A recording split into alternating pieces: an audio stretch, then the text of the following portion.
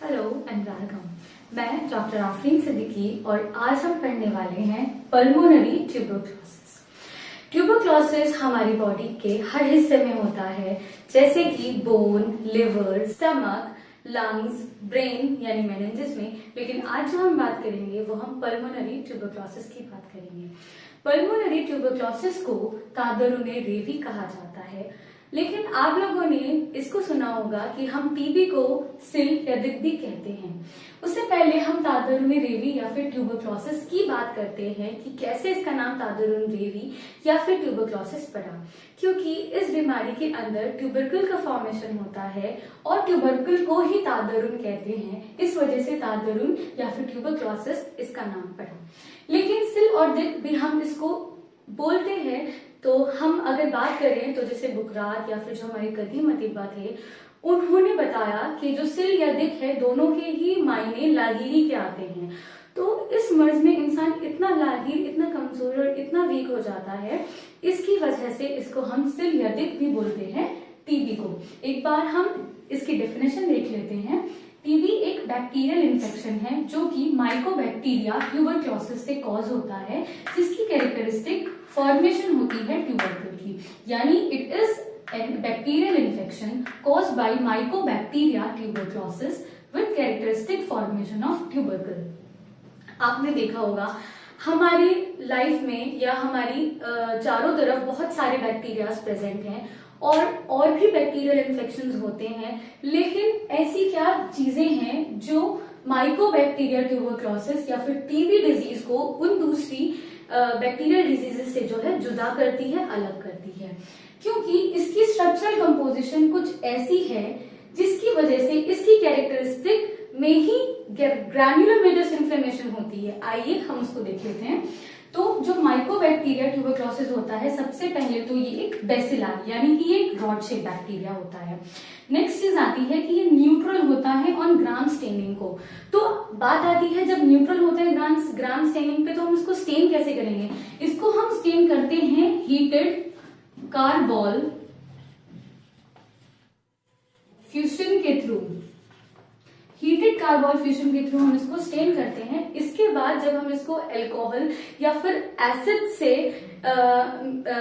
Decolourise नहीं हो पाता, ये मतलब जो एसिड और हमारा अल्कोहल अगर हम लेंगे और उसमें इसको स्टेन करेंगे तो इसका जो इसने ये स्टेन लिया है फ्यूजन से, तो वो डिकलराइज नहीं हो पाता। इसी वजह से हम इसको एसिड फास्ट, यानी कि इसके बाद ये एसिड से फास्ट हो गया। तो आपने देखा होगा आमतौर पर लिखते हैं तो एसिड फास्ट बेसिलाई लिखा जाता है।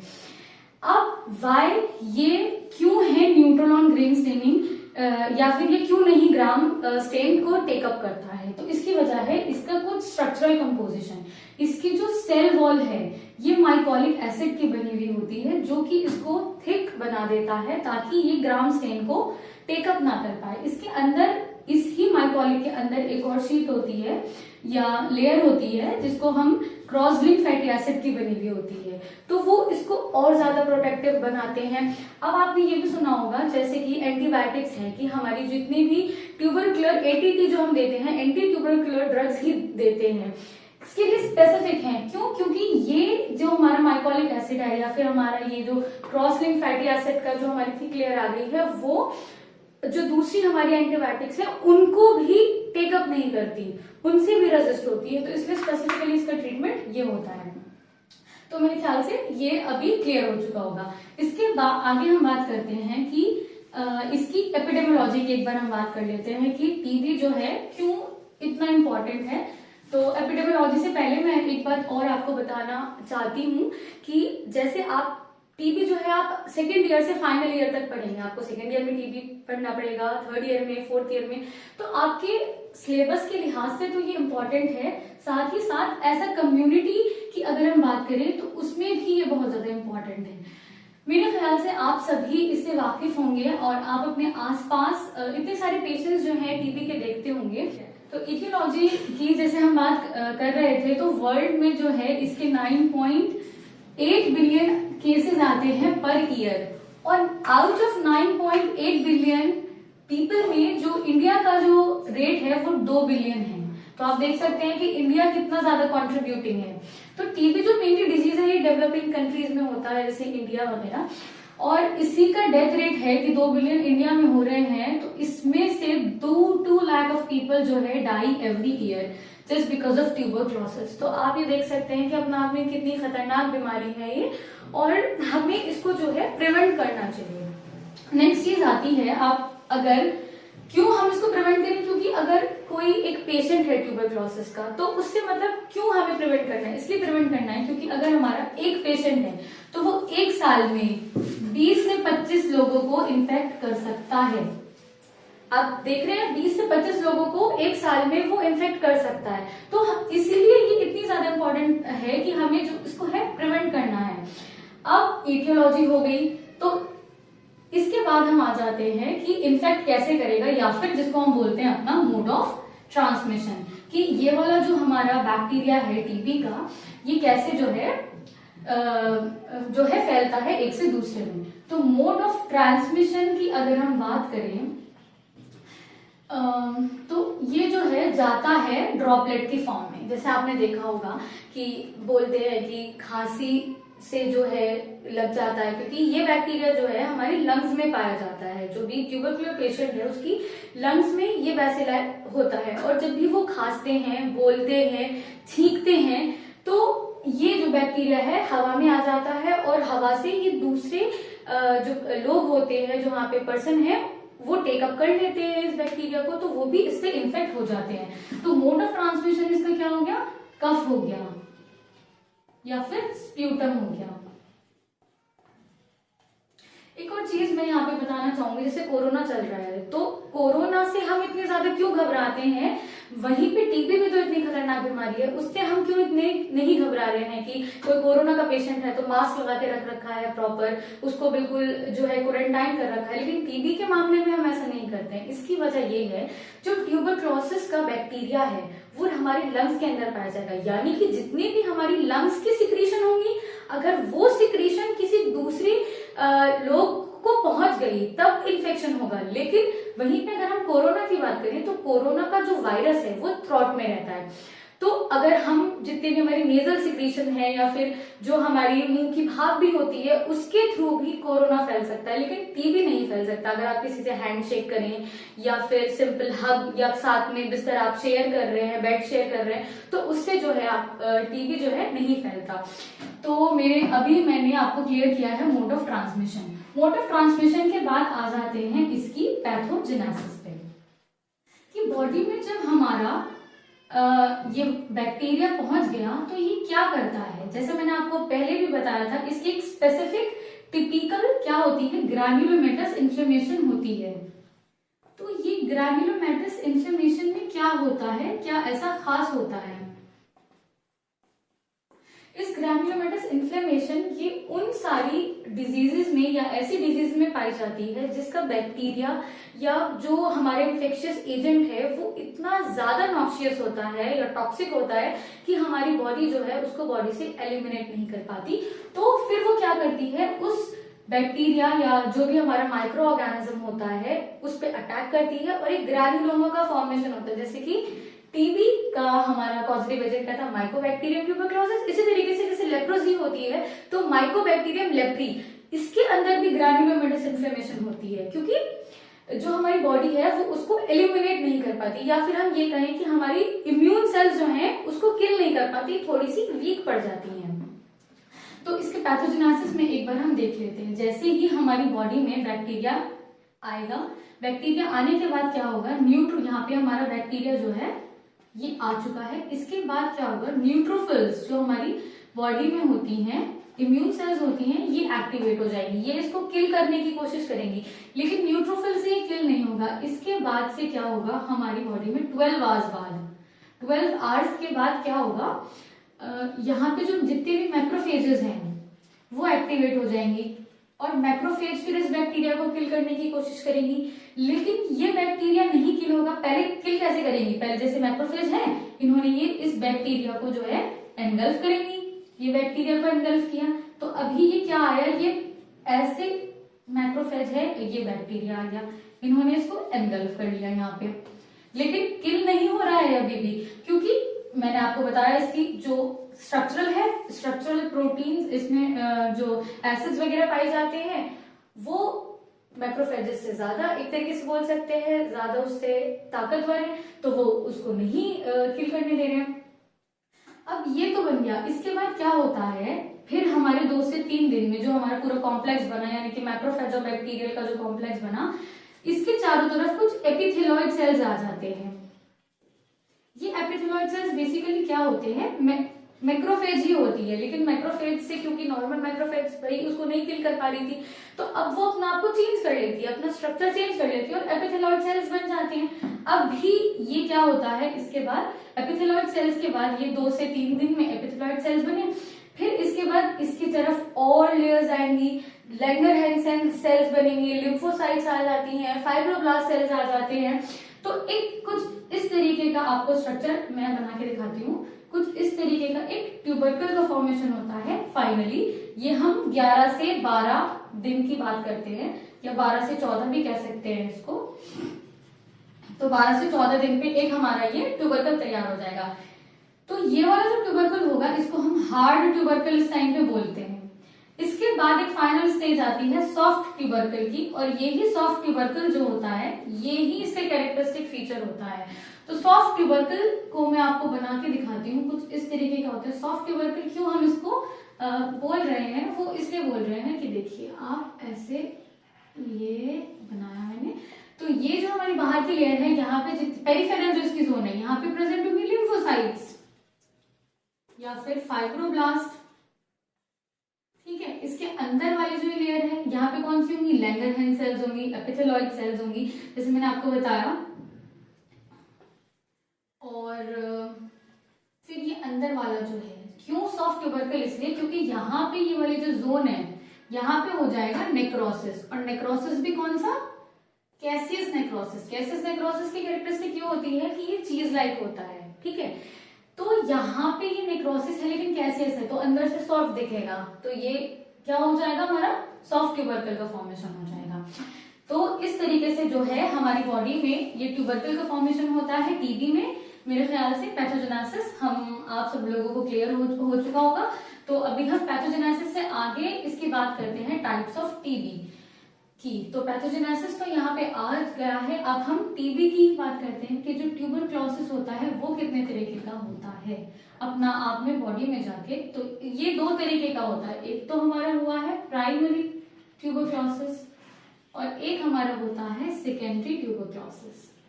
प्राइमरी और सेकेंडरी क्या है, प्राइमरी कोई भी कहीं भी कोई भी इन्फेक्शन जो हमारा प्राइमरी होता है वो ये होता है कि अगर हमारी बॉडी में कोई भी माइक्रो ऑर्गेनिज्म या कोई भी इन्फेक्शन जो है वो पहली बार हो रहा है तो तब वो प्राइमरी कहलाता है। अब सेकेंडरी कब कहलाएगा, सेकेंडरी तब कहलाएगा जब हमें एक बार वो इन्फेक्शन ऑलरेडी हमें इन्फेक्ट कर चुका होता है हमारी बॉडी को, तो नेक्स्ट टाइम जब वो एक्टिवेट होता है, यानी कि उसके रीएक्टिवेशन से, यानी कि after the reactivation of primary infection, वो इन्फेक्शन क्या कहलाता है, सेकेंडरी इन्फेक्शन कहलाता है। तो अब हम इसके बाद देख लेते हैं प्राइमरी इन्फेक्शन को।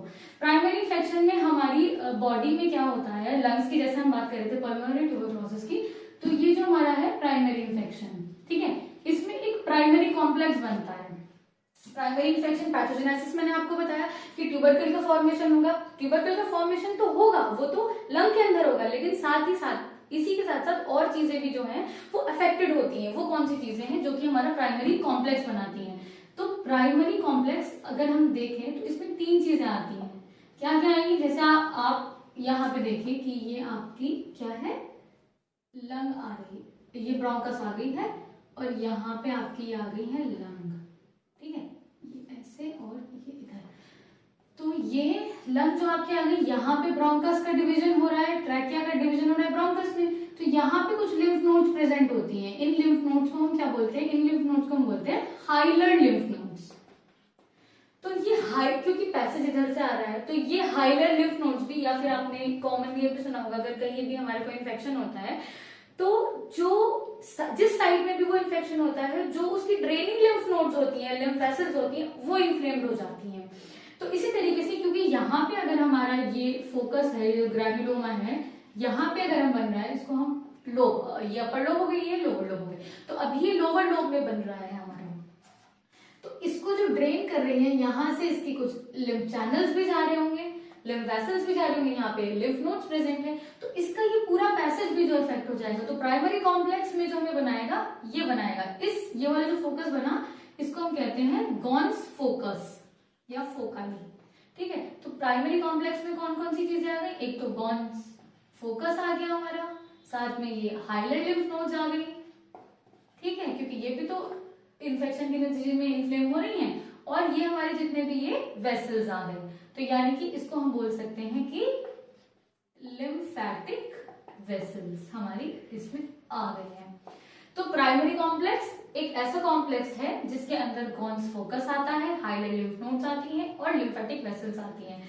प्राइमरी टीबी हमने पढ़ लिया है, तो अब हम आते हैं सेकेंडरी टीबी पे। जैसे मैंने पहले भी बताया था कि इन्फेक्शन हमारी बॉडी में हो चुका है, अब री infection of the primary TB से सेकेंडरी टीबी होता है। तो ये दो तरीके से हो सकता है, एक तो ये है कि जो हमारा प्राइमरी फोकस था वो ही रीएक्टिवेट हो जाए। वो रीएक्टिवेट कब होगा, जब हमारा इम्यून सिस्टम वीक हो जाएगा, जैसे कि उन पेशेंट्स में जो कि एड्स होती है, जिनमें डायबिटीज मेलाइटस, या फिर कोई भी इम्यूनो कॉम्प्रोमाइज पेशेंट में जिसमें इम्यून सिस्टम वीक हो जाए और प्राइमरी कॉम्प्लेक्स का जो है रिएक्टिवेशन हो जाए, तब हम उसको सेकेंडरी टीबी कहेंगे, लेकिन उसकी सोर्स क्या होगी, एंडोजीनस, जो पहले से ही प्रेजेंट थी।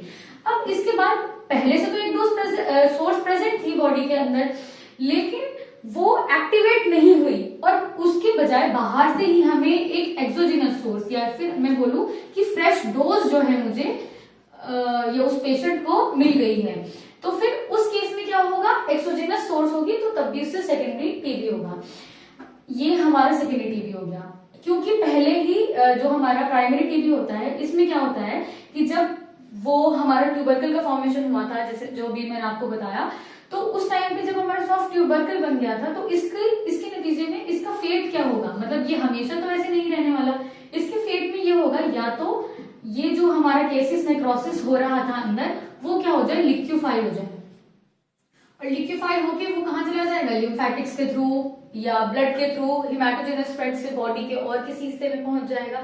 अगर ब्लड से पहुंचेगा तो मिलियरी ट्यूबरक्लोसिस के फॉर्म में पूरी बॉडी में, जैसे कि हमारी इंटेस्टाइन में पहुंच सकता है, हमारे स्टमक में पहुंच सकता है, और लिवर में पहुंच सकता है, पेनक्रियाज में, काफी सारी जगह, ब्रेन में, मेनिंजेस में पहुंच सकता है। या फिर ये क्या हो जाए, जो अगर मान लो एक ट्यूबरकल या दो ट्यूबरकल थे, तो उन दोनों की फोकस क्या हो जाए, फ्यूज हो जाए, तो एक बड़ा क्या हो जाए, एक बड़ा ट्यूबरकल बन जाए, फ्यूजन हो जाए। लेकिन आमतौर पर क्या होता है, जैसे इसके ट्रीटमेंट चलता रहता है, तो लिक्विफाई या फ्यूजन होने की बजाय जो ज्यादातर देखा गया है कि इसकी अराउंड क्या हो जाती है, कैल्सिफिकेशन हो जाती है, यानी कि कैल्सिफाइड हो जाता है वो, या फिर ऑसिफाइड भी हो सकता है। कैल्शियम कार्बोनेट का एक्यूमुलेशन हो जाता है उसके चारों तरफ, और कैल्सिफिकेशन हो जाती है, और इस स्टेज में जब ये कैल्सिफाइड या ऑसिफाइड हो गया, तो इस स्टेज में जो हमारा ट्यूबरकल है, तब हम उसको क्या बोलते हैं कि जो हमारा ट्यूबरकल है वो लेटेंट स्टेज में पहुंच चुका है। अब जो मैंने आगे आपको बताया कि लेटेंट स्टेज में पहुंचने के बाद अगर कभी उसको सेकेंडरी टीबी होगा, तो फिर वो या तो उसी सोर्स के एक्टिवेशन से होगा, या फिर फ्रेश डोज के एक्टिवेशन से होगा। तो हमने बात की है सेकेंडरी टीबी की, यानी कि टाइप्स ऑफ टीबी की भी हमने बात इसमें कर ली है। इसके बाद इसके सिम्टम्स देख लेते हैं कि ट्यूबरक्लोसिस में सिम्टम्स क्या क्या आते हैं। ट्यूबरक्लोसिस में जो सिम्टम्स आते हैं, इसकी दो वजह है, मतलब या फिर इसकी दो कैटेगरीज हम कह सकते हैं इसके सिम्टम्स की, यानी कि इसमें क्या क्या इसकी अलामात हमें मिलती हैं। तो इसकी सिम्टम्स में हमें आती है कि जो, क्योंकि हमारी बॉडी में क्या है, बैक्टीरिया आ रहा है, इन्फ्लेमेटरी प्रोसेसेस चल रही हैं, तो हाइपर सेंसिटिविटी होगी, और जो हमारी इम्यूनिटी है उसके बीच का रिएक्शन होगा, जिसके नतीजे में क्या होता है, जो बैक्टीरिया है वो ट्यूबरक्यूलिन प्रोटीन की सिक्रीशन करता है, या फिर उसको सिंथेसाइज करता है हमारी बॉडी के अंदर। तो जो ये हमारा ट्यूबरक्यूलिन प्रोटीन आया, ये ट्यूबरक्यूलिन प्रोटीन क्या करेगा, ट्यूबरक्यूलिन प्रोटीन ये हमारा फीवर कॉज कराएगा हमारी बॉडी में। इन्फ्लेमेशन के नतीजे में ट्यूबरक्यूलिन प्रोटीन निकला, और जिसके नतीजे में हमारी बॉडी में फीवर कॉज होगा। फीवर जनरली माइल्ड होता है, फीवर कैसा होता है, माइल्ड फीवर होगा। और क्या होगा, एनोरेक्सिया होगी, यानी कि भूख नहीं लगेगी।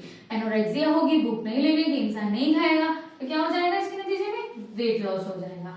तो ये जो है इसके सिम्टम्स हैं। साथ में क्या होगा, जो इसका कार्डिनल सिम्टम्स है वो क्या है, कफ, यानी कि कफ होता है with sputum, cough with sputum आएगी।